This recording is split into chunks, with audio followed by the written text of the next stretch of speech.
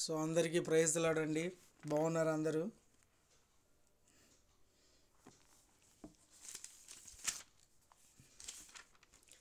చలికి కష్టపడతా ఉన్నారు కదా?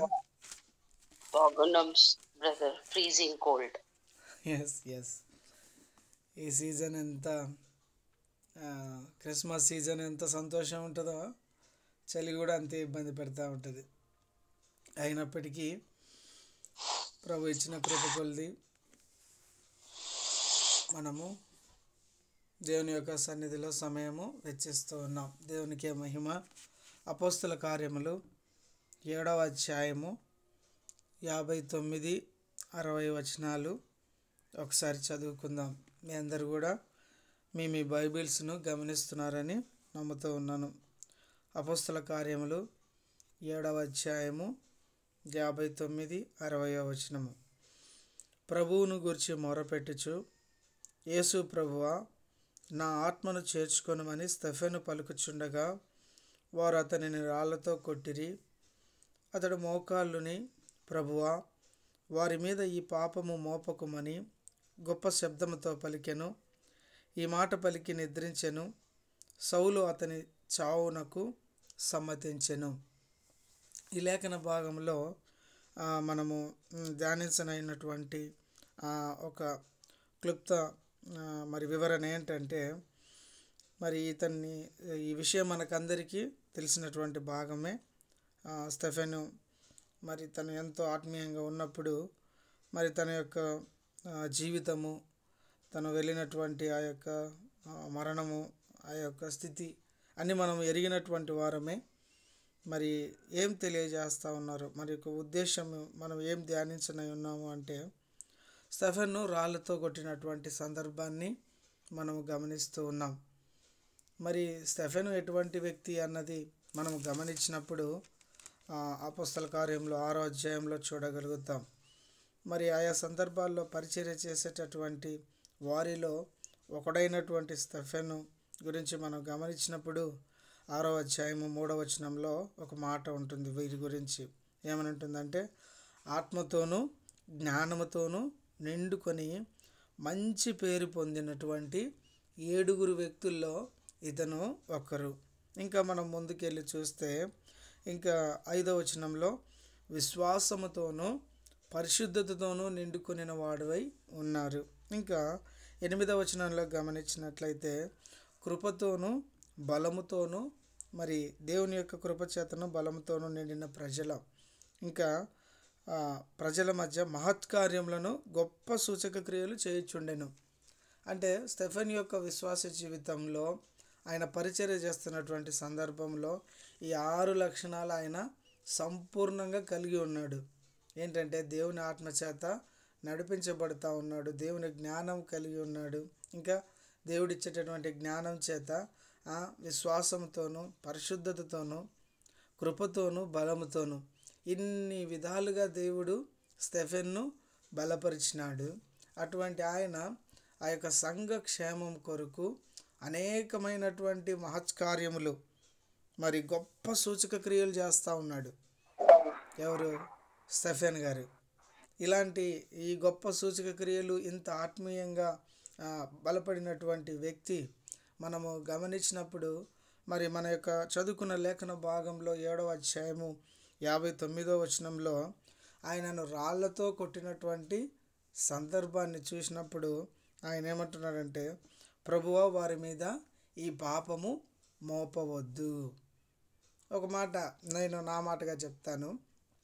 ఒకవేళ నిజంగా ప్రభువా, వారి మీద ఈ పాపం మోపవద్దు అన్న మాట స్టెఫెన్ గారు ప్రార్థించినటువంటి ఒక్క మాటగా మనం భావించినప్పుడు ప్రభు ఆయన ఆ ప్రార్థన విన్నాడు అనడానికి రుజువు ఎవరు అంటే పౌలు గారే.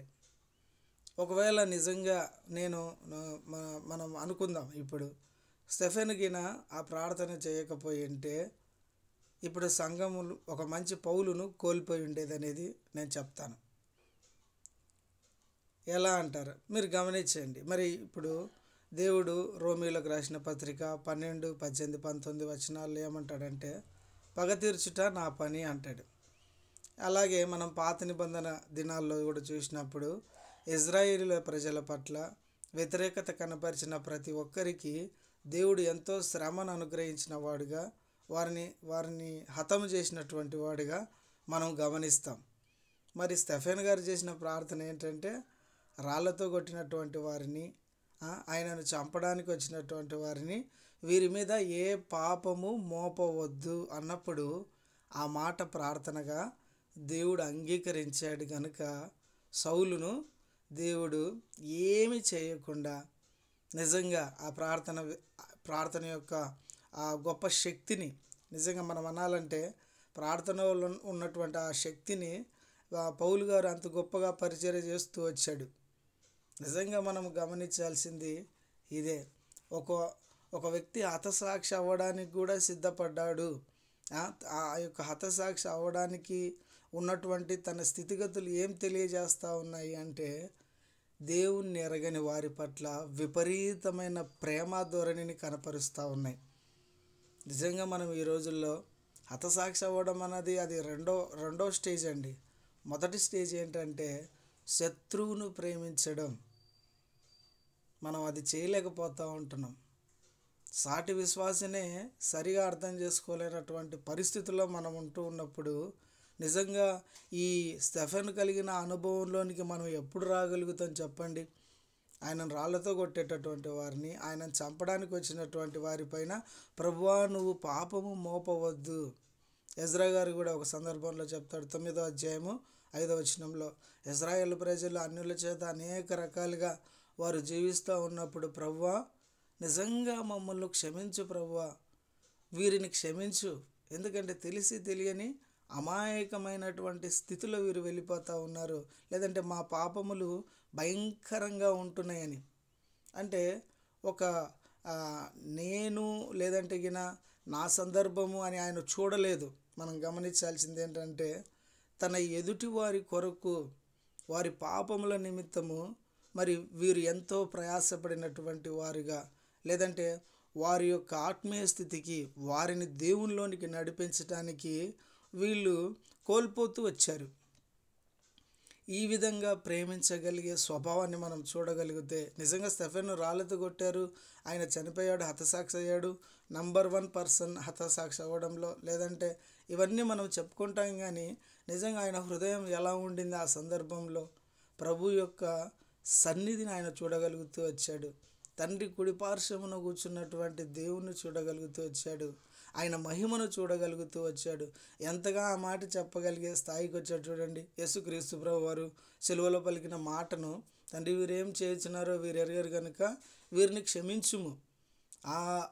ఆ యొక్క మనం స్టెఫెన్ యొక్క అనుభవంలోనికి మనం రాగలిగితే నిజంగా గొప్ప పరిచర్య దేవుడు నీ ద్వారా నా ద్వారా చేయించుకోగలుగుతాడు. ఎలా చెప్పగలిగాను చూడండి. రోమీయులకు రాసిన పత్రిక 12వ అధ్యాయము ఆ మాట చాలా చక్కగా ఉంటుంది. మనం ఎంతసేపు కానీ మనం ఏం చేస్తాము అంటే, మన యొక్క ఉద్దేశాలను, లేదంటే ఇక్కడ మన యొక్క ఆలోచన విధానము ఎంతసేపు మరి ఈ యొక్క ప్రేమను, మన యొక్క వ్యతిరేకత కనపరిచే వారి పట్ల ప్రేమను చూపించే విధానంలో చాలా పల్చగా ఉంటుంది. అది చాలా పల్చగా ఉంటుంది.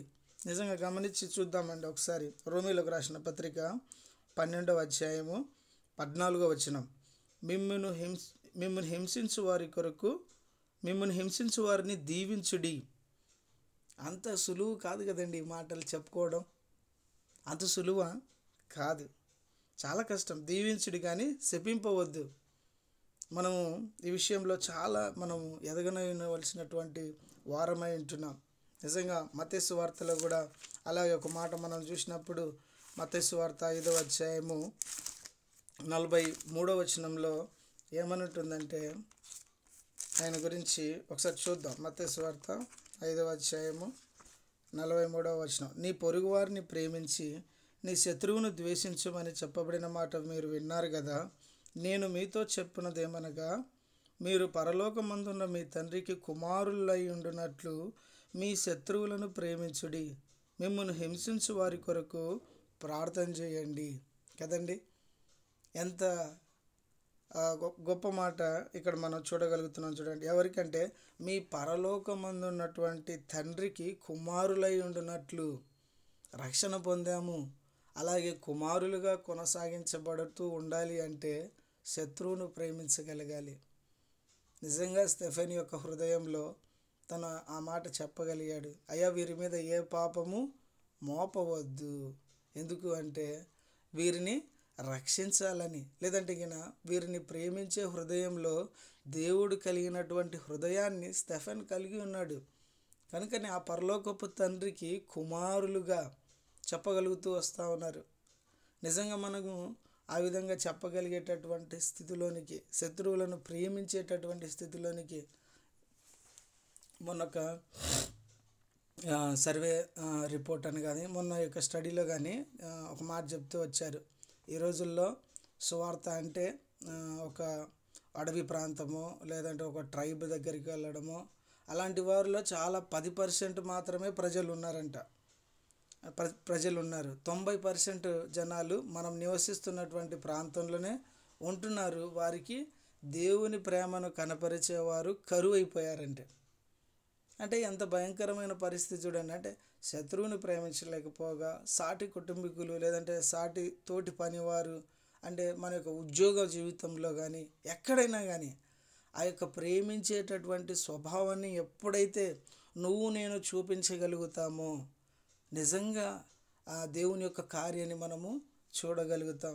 శత్రువులను ప్రేమించినప్పుడు మాత్రమే చూడండి పరలోకమందున్న దేవునికి కుమారులై ఉండునట్లు. అలాగే మనం ముందుకెళ్ళి చదివినప్పుడు మత్తయి సువార్త 5వ అధ్యాయము 46వ వచనంలో, మీరు మిమ్మును ప్రేమించిన వారిని ప్రేమించిన ఎడల మీకేమి ఫలము కలుగును, సుంకరులను అలాగే చేయుచున్నారు కదా. మీ సహోదరులకు మాత్రం వందనం చేసిన ఎడల మీరు ఎక్కువగా చేయుచున్నదేమి, అన్యజనులను అలాగే చేయుచున్నారు కదా.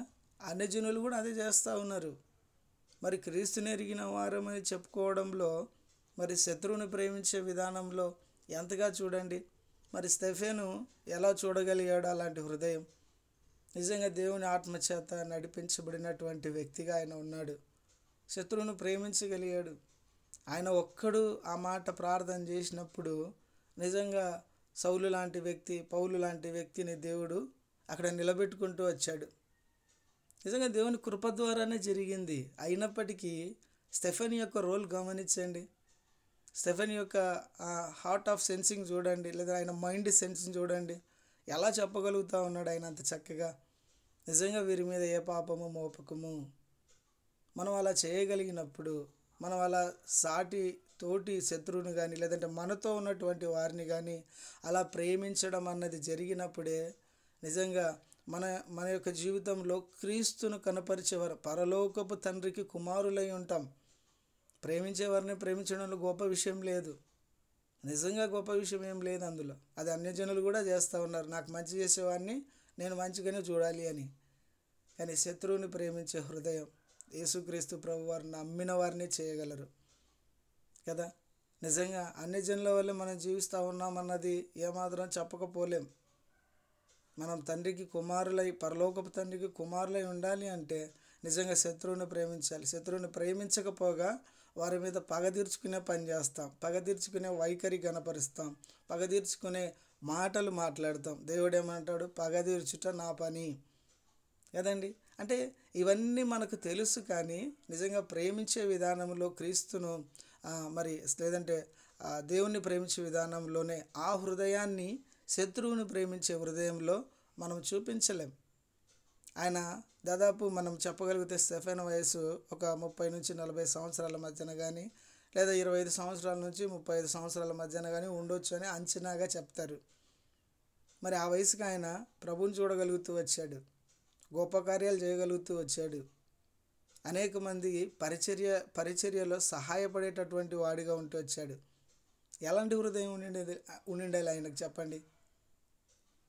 నిజంగా అలాంటి మనము హృదయం కలిగి ఉన్నప్పుడు మనం పనిచేసే ఏ ప్రదేశమైనా కానీ, మన కుటుంబం ఏదైనా కానీ, మనం ఎక్కడ ఉద్యోగం చేసినప్పుడు కానీ నిజంగా మన ప్రవర్తనే ఒక గొప్ప సువార్త అవుతుంది, మన మాటలే ఒక గొప్ప సువార్త అవుతాయి, మన బ్రతుకే ఒక సువార్త అవుతుంది. నిజంగా ఎన్ని క్రిస్మస్లు మనం ఎంత ఆడంబరంగా జరుపుకున్నామన్నది ఎవరు చూడరు, కానీ నువ్వు క్రీస్తు అని నీ పక్కన వ్యక్తికి తెలుస్తూ ఉందా? మన యొక్క కుటుంబాల్లో తెలుస్తూ ఉందా? మనం చేసే ఉద్యోగ స్థలాల్లో ఇతను క్రీస్తుని ఎరిగిన వాడు అని మనం తెలియజెప్పేటటువంటి సాక్ష్యము ఎలా పొందగలుగుతాము అంటే ఆ వ్యక్తిని ప్రేమించడం ద్వారా, ఆ వ్యక్తితో సమయం గడపడం ద్వారా. ఇలాంటి సువార్థీకరణతో కూడినటువంటి బాధ్యత ఎప్పుడైతే మనం కనపరుస్తామో అది క్రీస్తు యొక్క హృదయం, అది స్టెఫెన్ యొక్క హృదయం, అది మన హృదయం. శత్రువుని ప్రేమించడము అంటే ఏదో గొప్పగా నా మీద పగబడిన వ్యక్తిని ప్రేమించాలని, అతనితో మాట్లాడాలని కాదు, కానీ మన యొక్క ఉద్దేశం ఏంటంటే ప్రభువును వేడుకోవాలి ఆ వ్యక్తి కొరకు. ఆ వ్యక్తితో ఎంతైతే ప్రభువును వేడుకుంటామో అంతగా మన యొక్క బ్రతుకు ద్వారా అతనికి ప్రేమ కనపరచాల. నిజంగా ప్రేమ కనపరిచే విధానంలో చాలా కరువైపోయినటువంటి రోజుల్లో మనం జీవిస్తూ ఉన్నాం. ఇంతకాలం నుంచి ఉన్నప్పటికీ మన కుటుంబాల్లో పక్కన కుటుంబానికి మనం క్రైస్తవులని తెలియలేకపోతే నిజంగా ఎలాగో ప్రేమించగలుగుతాం చెప్పండి? ఎప్పుడైతే మనం ఉన్న స్థలంలో కనీసంలో ఆ కాలనీలో 10 సంవత్సరాల నుంచి ఉన్నాము అంటే ఆ కాలనీ అంతా మనం క్రైస్తవులని తెలియకపోతే నిజంగా ఎలా ప్రేమించగలుగుతామండి? కాబట్టి మనము ఆ స్టెఫెన్ హృదయాన్ని కలిగి ఉండాలి. ఎప్పుడైతే మనం స్టెఫెన్ హృదయాన్ని కలిగి ఉంటామో ఆ రోజు నుంచి ప్రతి ఒక్కరికి మనం కనపడినప్పుడు మనం క్రీస్తు వలె కనపడతాం, స్టెఫెన్ వలె కనపడతాం. ఎందుకంటే ప్రతి మాట క్రీస్తుని బట్టి మాట్లాడతాం. అందుకే మనం మొన్న కూడా ఎవరో చెప్తూ వచ్చారు అన్నవాళ్ళు, మనం ఏం చేసినా కానీ దేవుని మహిమ కొరకే. దేవునికి మహిమ ఎలా వస్తూ ఉంది? నీలో ఉన్న క్రీస్తును చూడడం ద్వారా, నువ్వు ప్రేమించే విధానం ద్వారా, నువ్వు మాట్లాడే విధానం ద్వారా, నేను బ్రతికే జీవితం ద్వారా కదండి. నిజంగా ఇలాంటి అప్లికేషన్ పాయింట్ ఆఫ్ వ్యూలో మనం లైఫ్ను చూడగలిగితే కనీసం మన చుట్టుపక్కల వానికి క్రిస్మస్ ఎందుకు చేస్తూ ఉన్నారో వివరించగలగడానికైనా మనకు అవకాశాలు వస్తాయి. ఆ వివరణలో మనం సువార్త తెలియజేయగలుగుతాం. నిజంగా అలాంటి ఆ భారాన్ని మనము మన వ్యక్తిగతంగా మన కుటుంబం కొరకు కాకుండా ఈ క్రిస్మస్ అన్నది ఎట్లా అంటే ఆ యొక్క వ్యతిరేకమైనటువంటి పరిస్థితులు కలిగిన వారి మధ్యన మనం నిజంగా క్రీస్తుని తెలియజెప్పడం అన్నది ఒక గొప్ప క్రిస్మస్ అని చెప్పుకోవచ్చు. నిజంగా అలాంటి హృదయం దేవుడు నిజంగా ప్రేమించే హృదయం. మరి వీరి మీద పాపము మోపకము అని స్టెఫెన్ ప్రార్థించినప్పుడు, లేదంటే ఆ ప్రార్థన దేవుడు ఆ ఒక్క మాట విన్నాడు. ఎందుకంటే అక్కడ దేవుడు మహింపరచబడతా ఉన్నాడు కదా. దేవుడు మహింపరచబడినప్పుడు ఆయన చిందించిన ప్రతి రక్తపు బొట్టు ఇంకో సేవకుని నిలబెడతా వస్తూ ఉంది. ఆయన మాట్లాడే ప్రతి మాట ఇంకో వ్యక్తిని బలపరుస్తూ ఉంది. ఆయన ఆ యొక్క సందర్భంలో ఆయన మరణానికి సమ్మతించిన సౌలు బీభత్సమైనటువంటి పరిచర్య చేసినటువంటి వాడిగా ఉంటున్నాడు. మౌనం వహించాడు. ఆయన ప్రేమించినప్పుడు మరణానికి కూడా మౌనం వహించి ప్రభువును వేడుకుంటా ఉన్నాడు. మరణంనకు ఎవరైతే మరి పూనుకొని వస్తూ ఉన్నాడో ఆ వ్యక్తి యొక్క క్షేమం కొరకు. దిస్ ఇస్ కాల్డ్ లవ్ కదండి. ఎలా చెప్పగలగాలి మనం? అలా మనం చేయగలిగినప్పుడే నిజంగా సువార్త విస్తరించగలుగుతుంది. దేశపు నలుమూలల సువార్త అన్నది చాలా సులువైన మార్గంలో వెళ్ళిపోతూ ఉంది. మనం కూడా అన్యజనుల వల్లే ఉంటున్నాం, ప్రేమించిన వాళ్ళనే, మాట్లాడేటోళ్ళనే, ఇష్టపడే వాళ్ళనే. ఇది కాదు. ఎప్పుడైనా మనం చేయగలిగామా? నీకు ఇష్టం లేకున్నా, నాకు ఇష్టం లేకున్నా, అవసరం లేకున్నా ఒక కొత్త వ్యక్తితో క్షేమం కొరకు ఒక 10 నిమిషాలు వెచ్చించామా? లేదంటే ఒక గంట సేపు అతని కొరకు సాయపడ్డామా? లేదంటే నీ తోటి విశ్వాసి నిన్ను ఒక మాట అంటే తగ్గించుకొని ఎప్పుడైనా వెళ్ళి మాట్లాడమా? ఇవన్నీ కాదా అండి క్రైస్తవ జీవితం? నిజంగా జాగ్రత్తగా జీవించాలి. మనం చాలా జాగ్రత్తగా జీవించాలి. అలా జీవించగలిగినప్పుడే క్రిస్మస్ సంతోషంగా చేయగలుగుతాము, క్రీస్తును ఈజీగా పరిచయం చేయగలుగుతాం. అటువంటి కృప దేవుడు మనకందరికీ దయచేయునుగాక. దయచేసి ప్రార్థించండి. Praise the lord.